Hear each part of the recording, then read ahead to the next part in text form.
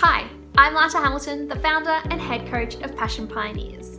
I'm an accredited change manager, NLP practitioner, and career change coach.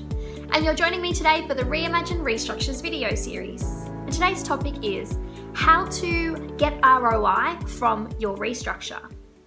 So the interesting thing about restructures is that it can become one of the most complex and one of the most expensive organisational changes that you'll ever do, because there's so many costs involved. There's so much focus on the new structure itself that all of the ancillary costs don't really get factored in. There's a lot of risk involved, and so it's always a really big decision to make, which is always surprising then why, as per every other sort of big business change or big business decision that is so clearly defined as to what the return on investment or what the financial benefit is going to be. Why is that then with restructures there's so little literature out there, there's so little research, and so if the bottom line is not factored in, then I'm not really quite sure what you would be doing in your company.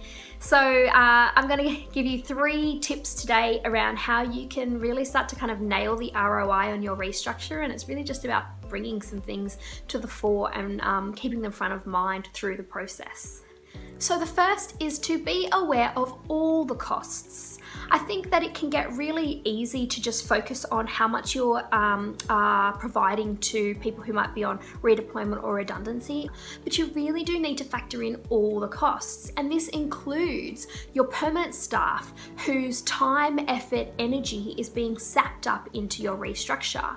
You should be factoring in, yes, the costs of redundancy, yes, the costs of redeployment, yes, the costs of any coaching and training, yes, the costs of any consultants, but also the costs of having a bit of a lower productivity during that period of flux and that period of complex change. Factoring in as well the cost of your HR team and your HR leaders. You are paying them, and if they are spending their time on this restructure instead of on other projects that could be either generating profit or saving money, you need to make sure that your restructure is properly financing them or factoring them into the finances too.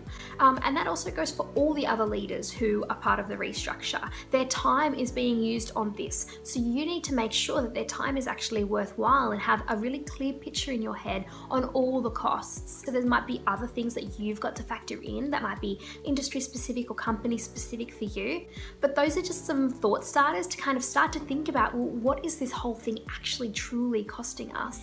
The second tip that I have for you is to simplify the processes that you have in your organization, in your company, before the restructure.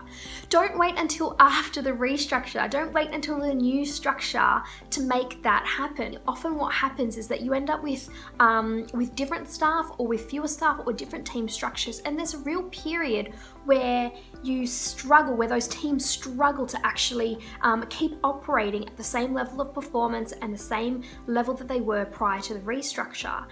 You often find that a lot of teams actually end up completely burnt out after a period of 3 to 6 months, and then they end up hiring back their people who either used to work there or hiring back roles that you had actually cleared out as part of the restructure. What is the point of that if in 3 to 6 months' time you end up back in the position that you were before you even restructured in the first place? So it's really about being clear before you restructure. What are the processes? How can you make them more efficient? What are the people and the resources that are needed to support those processes? And then building the structure of that, not doing it back to front.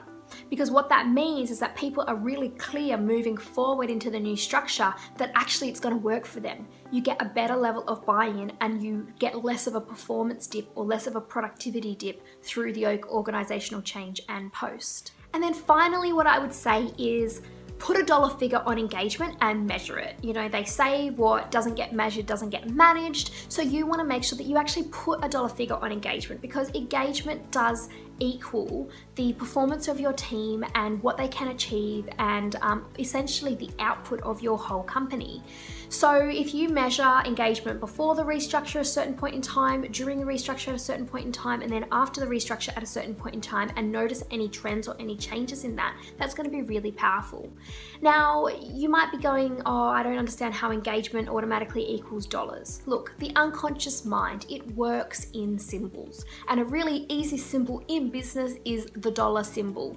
So you want to make sure that you kind of, I guess, give yourself the best possible chance, and your people are essentially the foundation of your whole organization. So measuring their engagement, which is essentially a factor in the output of your company, is going to be absolutely crucial to making sure that your restructure gives you the ROI that was expected. If you see that engagement is really taking a big dive or a big dip, more than expected, more than your tolerance, more than your buffer, then you can start to put more programs into place or more support into place to help bring that back up again and ensure that you're not just completely wiping out any of the benefits that you could actually be getting from your restructure.